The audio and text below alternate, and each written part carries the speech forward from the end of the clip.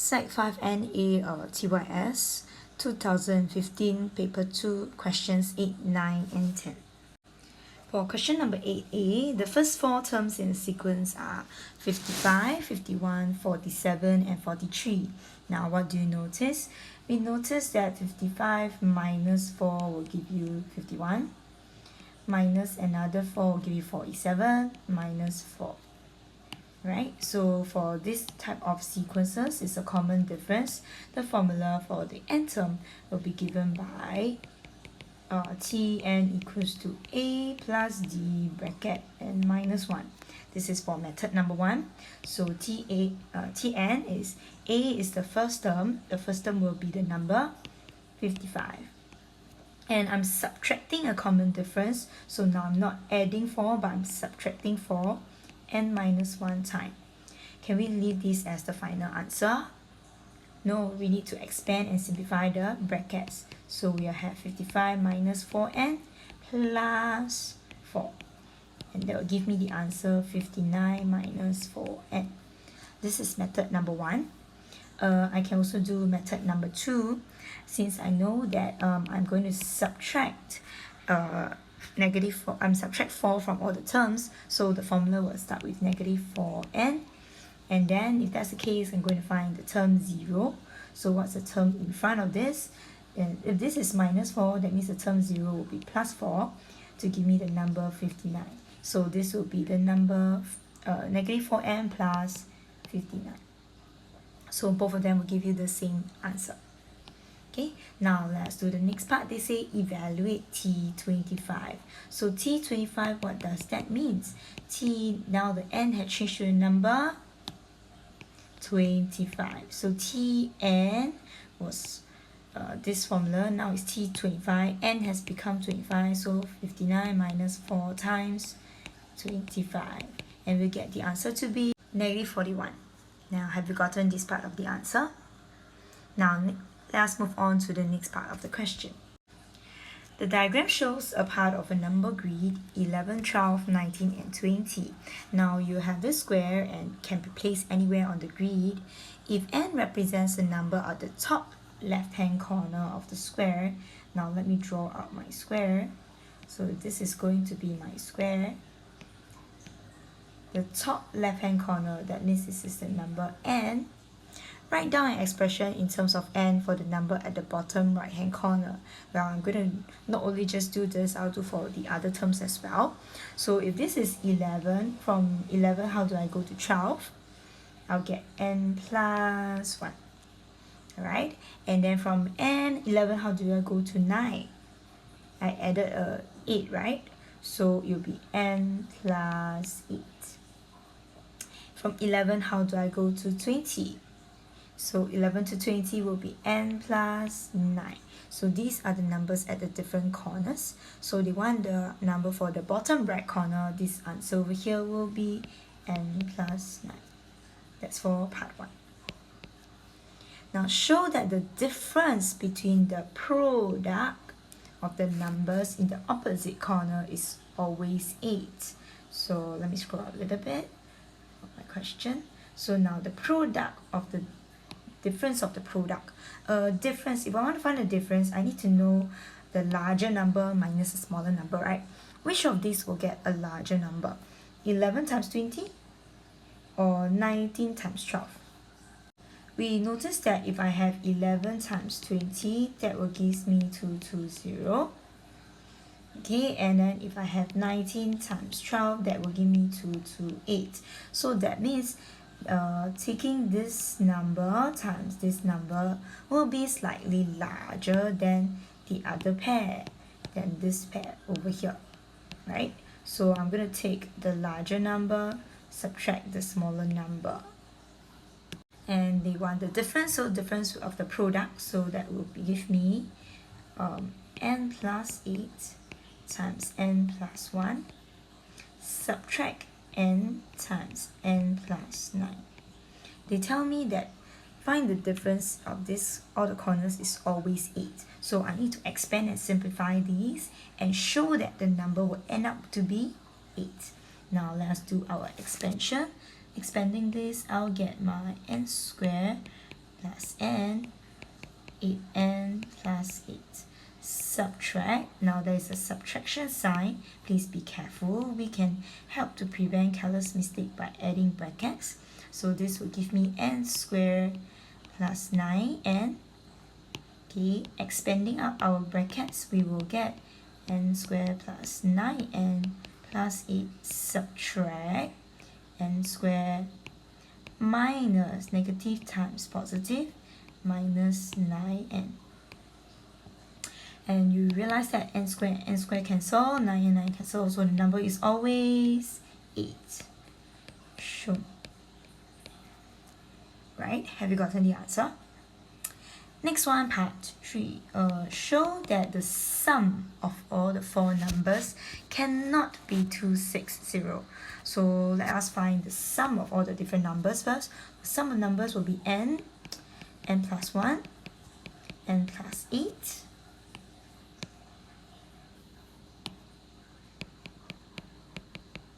and n plus 9. So let's take a look at this, simplify this expression first. What do we get? We get 4n plus 18.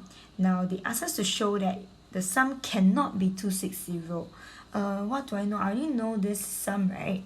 So let's say if the sum 4n plus 18 is 260. Okay, what can we do? We are going to solve for n. So 4n will be equals to 260 minus 18. That gives me 242. And then I'll try to find n. 242 divided by 4 will give me 60.5. Well, in this square grid, all the numbers over here are integers. So can you explain why these 4 numbers cannot have a sum of 260? Well, since n is not an integer, okay, the sum cannot be 260. So have you gotten the answer? Let's move on to the next question. Question number 9. Now, most of you have not much problem with trigonometry. Okay, so I shall just continue to work out the answers for this question. Now, question tells me I have a horizontal ground, ABCD. AB is 95, AD is 60, and BC equals to CD. What does that tell you? So if this is 40 degrees, that means I can quickly find this answer, right? So this number here will be 180 minus 40 degrees divided by 2, and that gives me 70 degrees, right? So I know this is 70 already. And then they tell me to show that angle ADC. Oh, how do I find angle ADC? To find angle ADC, I'll first find angle ADB. Now I know that most of you like to use the sine rule, but I'm not going to use the sine rule in this case. I'm going to use torcaso because it's a right angle triangle. Okay, and this is 60. I want to find this angle. If that's the case then the angle this is the angle, so this is the opposite, the hypotenuse, and then we have the adjacent. So we have now O and A. That will give me using the torcaso. So O and A will be the tangent. So tangent of the angle ADB is equals to opposite 95 over the adjacent 60. So angle ADB will be tangent inverse, and that gives me 57.724 degrees. So if I want to find angle ADC, I'll need to take this number, add 70 degrees, which is our base of angles of the isosceles triangle, and that gives me 127.724 degrees. And they asked me to show that it's equals to 127.7 degrees. Shown. Part B, find the length of CD. To find the length of CD, oh no, I have no length in this triangle at the moment, right? So, but what do I know? I can find the length for DB using the Pythagoras theorem. So let's find DB first. Length of DB will be square root. So the hypotenuse, that will be 60 square plus 95 square, and it gives us a value of 112.36.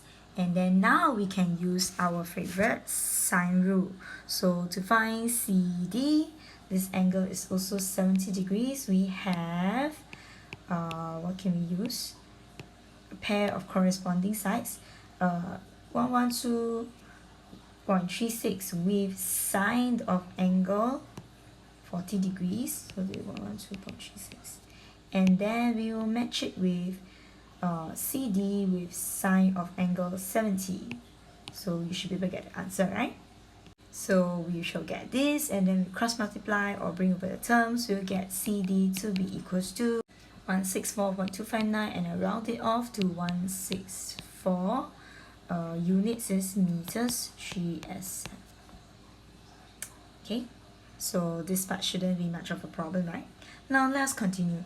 The land is valued at 40,000 per hectares, and they gave us that 1 hectare is 10,000 square meters.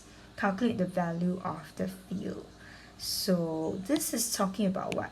Square meters. What does the word square meters mean? I have 1 hectare equals to 10,000 square meters, so meter square. So when we talk about meter square, we actually want to find the area of our land.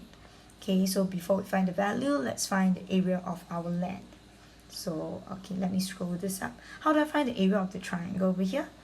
I have area of triangle half times base times height for the first one over here. And then I can use half AB sine C, since I know that CD is 164.259. That means it's isosceles. This is also 164.259.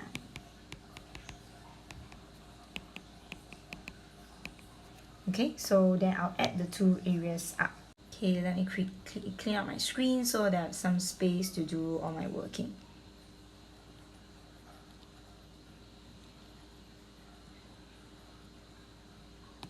Right, so we already have the aim to find the area.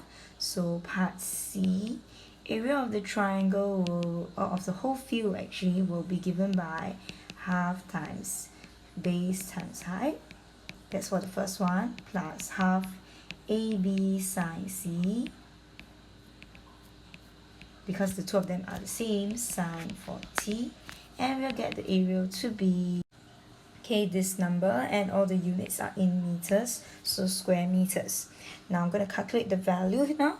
They tell me the land is valued at 40,000 per hectare.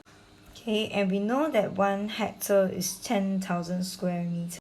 So we should have 10,000, and now I know my actual area is the number 11521.53, and I shall use a 568 answer or whichever in my working.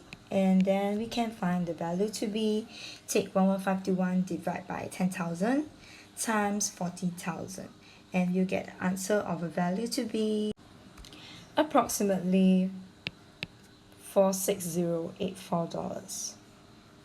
Okay, now let's move on to part D. A bird is hovering vertically above point B. So point B is here. So vertically upon point B. Okay, so let me draw a simple diagram. I have a bird, and then it's directly above a point B. Okay, and then find the angle of elevation. Oh, the angle of elevation of the bird from the point A. So from point A, how far is A away from B? 95 meters. And this is a right angle triangle because it's vertically right. They say that the angle of elevation here is 18 degrees. Find the angle of elevation of the bird from another point D. But before we move on, what can we find from this diagram? What will be common? Okay, let's try to draw the next part of the diagram. I want a bird from the point B, but now I view it that from another point, point D, maybe somewhere further away, because now BD is given by the distance 112.36. What does these two diagrams share in common? Well, they share the same height. Okay, so I need to know what's the height of the bird from vertically from B. So I'm going to use triangle, the first triangle over here, the first information. with the 18 degrees to find what is the height of the bird from the point B first. So using Tsakaso, or some of you like to use what you call that, sine rule, right? So but I'll still use Tsakaso. So this is my opposite, this is my adjacent. So tangent of 18 degrees is the height over my 95, and then height in this case will be taking 95 times tangent 18, and you cross multiply, you get this height. So now I know that this height, I can complete my second part of the diagram. You will look like this. The height is the same, okay, and then now they ask me to find the angle of elevation of the bird from D. So you are standing at D, the angle of elevation. So this is still the opposite, this is the adjacent, so I'm still going to use tangent. So tangent of my angle of elevation is opposite over the adjacent, sorry. And then I should be able to find my angle of elevation to be tangent inverse 15.4 degrees in 1 decimal place. Have you gotten your answer? Last but not least, we are going to look at question number 10, or cumulative frequency curve. Now the times given by 120 men, okay, to complete a race. Okay, this is the distribution, and we notice that the x-axis is time in minutes, the smallest is 30, the largest is 80. Use your curve to estimate the median time.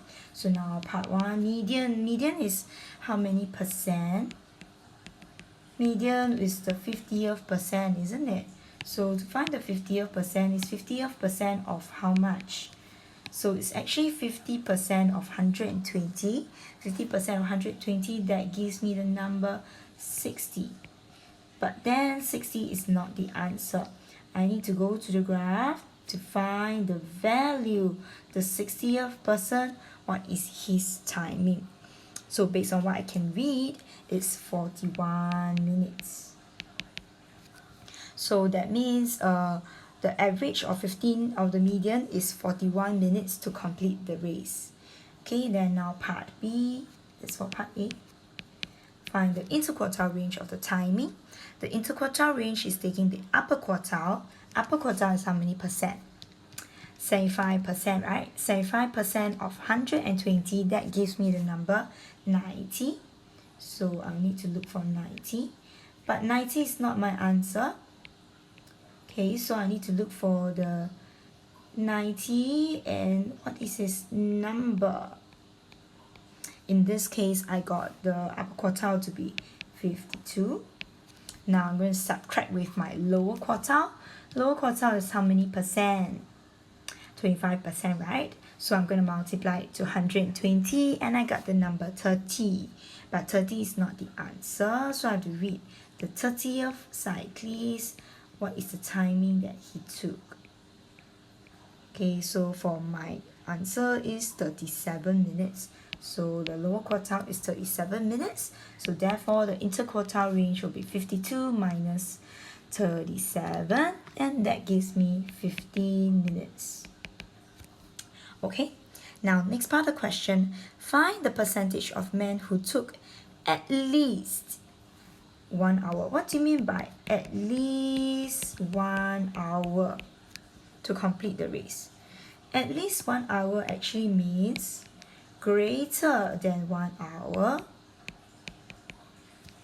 And 1 hour, this is all in minutes, so greater than 60 minutes. That means from 60 minutes all the way until, what's the largest timing? 80 minutes. So I need to find a difference between these two. From 60 minutes, those two people who completed under 16 minutes, that number of cyclists is 106 people compared to 80, which is 120. So the difference, the amount of people, the number of people, okay, who is number of men will now be 120 minus 106 to give you 14 men. but they do not want only this answer, they want a percentage. So the percentage will be taking 14 out of a total of 120 men times 100%. So I'll get my answer to be 11.2 over 3%. Notice that this number is not a very nice number. If you want to put in decimal place, try to leave it as exact. So it will be 11.6 recurring, or we can write it in fraction form.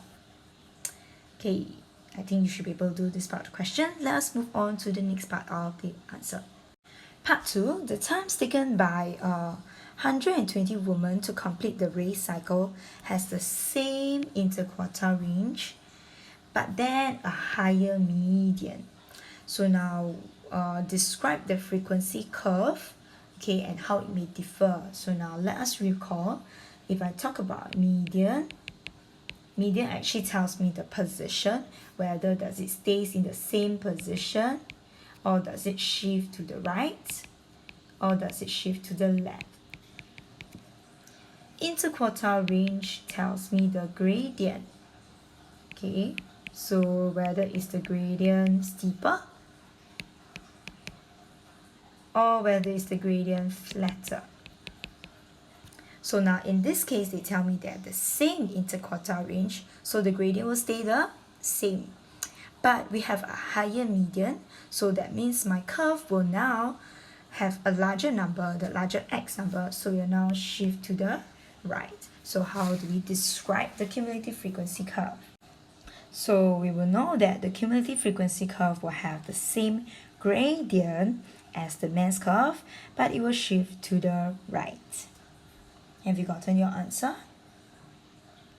Okay, now we're going to look at probability. I have this table of 240 people, and then there is quite a range of the ages given. So you notice that there's a different range of ages over here. And then there are men 35 to 46, 25 and 15 for each of the categories, same for women.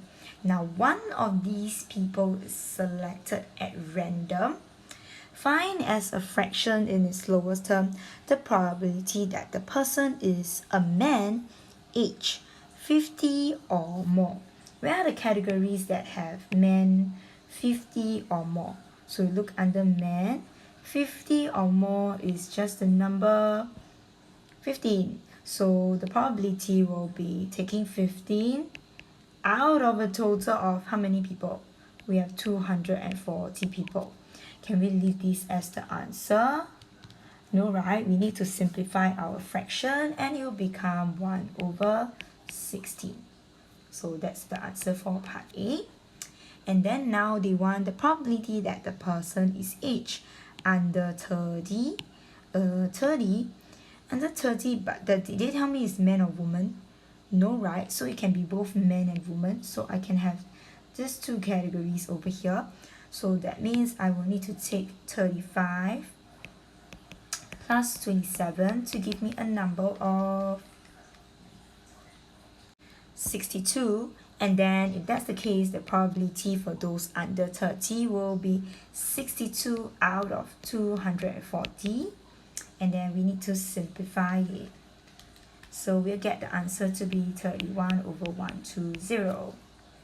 Okay, part 2. Two of these people are selected at random. Can we choose the same person over and over again?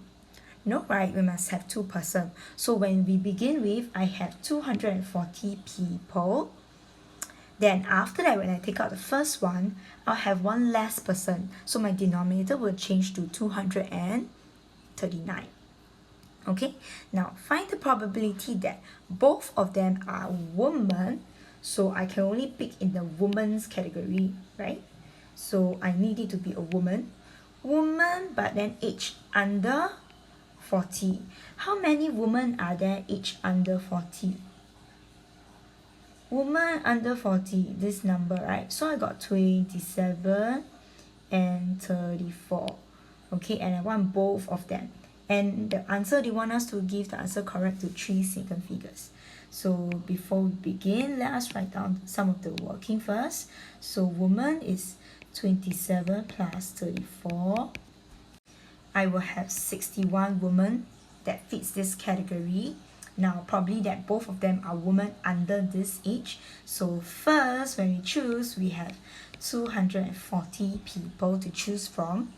How many of them satisfy this criteria? There are 61 of them. And then now I'm going to choose the second person. After I've taken out one person, my total number goes from 240 to become 239. And my numerator, the number of people who meets the criteria, from 61, I taken out one, it will become 60. And we'll get the answer correct in the decimal place, correct to 3 second figures. So 0.0638. Have you gotten the answer? Now we come to the end of this part of the TYS paper. We'll see you for the next lesson.